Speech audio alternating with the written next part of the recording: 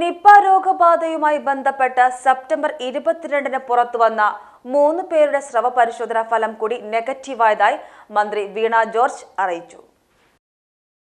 Nipah രോഗബാധയുമായി ബന്ധപ്പെട്ട് September 22-ന് പുറത്തുവന്ന 3 പേരുടെ സ്രവ പരിശോധനാ ഫലം കൂടി നെഗറ്റീവായതായി മന്ത്രി വീണ ജോർജ് അറിയിച്ചു.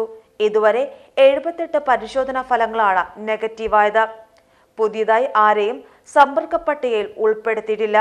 നിലവിൽ സമ്പർക്ക പട്ടികയിൽ 267 പേരാണ് ഉൾപ്പെട്ടിട്ടുള്ളത്. രോഗലക്ഷണങ്ങളുമായി ഒരാൾ ഇന്ന് മഞ്ചേരി മെഡിക്കൽ കോളേജ് ആശുപത്രിയിൽ അഡ്മിറ്റ് ആയിട്ടുണ്ട്. ഈ വ്യക്തിയടക്കം 4 പേർ മഞ്ചേരി മെഡിക്കൽ കോളേജ് ആശുപത്രിയിലും 28 പേർ പെരിന്തൽമണ്ണ MES മെഡിക്കൽ കോളേജ് ആശുപത്രിയിലും അഡ്മിറ്റായി ചികിത്സയിൽ തുടരുന്നു. സമ്പർക്ക പട്ടികയിൽ ഉൾപ്പെട്ടവർക്ക് മികച്ച മാനസിക പിന്തുണയാണ് നൽകി വരുന്നത്.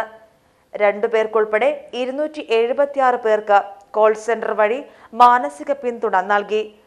വൈകിട്ട് മന്ത്രി വീണ ജോർജിന്റെ അധ്യക്ഷതയിൽ ചേർന്ന അവലോകന യോഗത്തിൽ ആരോഗ്യവകുപ്പ് അഡീഷണൽ ചീഫ് സെക്രട്ടറി രാജൻ നമദേവ് കോബർഗഡെ, ജില്ലാ കളക്ടർ VR വിനോദ്, ആരോഗ്യവകുപ്പ് അഡീഷണൽ ഡയറക്ടർമാർ, ജില്ലാ medical officer doctor R Renuka, ബന്ധപ്പെട്ട വകുപ്പ് ഉദ്യോഗസ്ഥർ തുടങ്ങിയവർ പങ്കെടുത്തു.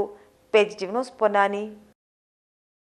ഓരോ വിവാഹവും സ്വപ്ന സാക്ഷാത്കാരങ്ങളാണ്. മറ്റു ചിലത് കവിത പോലെ ഹൃദയം, ചില ഉറച്ച നിലപാടുകളുള്ള ചേർത്തുപിടിക്കലുകൾ, കടലോളം ഇഷ്ടം കാത്തുവച്ച പ്രണയ സാഫല്യങ്ങൾ. അങ്ങനെ അവളുടെ സ്വപ്നങ്ങളെ, നിലപാടുകളെ, അതിരുകളില്ലാത്ത ഇഷ്ടങ്ങളെ ഉൾക്കൊണ്ട് അവൾക്കൊപ്പം നിന്ന ഫാമിലിയുടെ സ്വപ്നം കൂടിയാണ് ഈ നിമിഷം യാഥാർത്ഥ്യമാവുന്നത്. എന്റെ വിവാഹം എനിക്കൊപ്പം ഫാമിലി കണ്ട സ്വപ്നം. എന്റെ ഇഷ്ടങ്ങൾ എന്റെ ഫാമിലിക്ക് അറിയാം. Family wedding centre.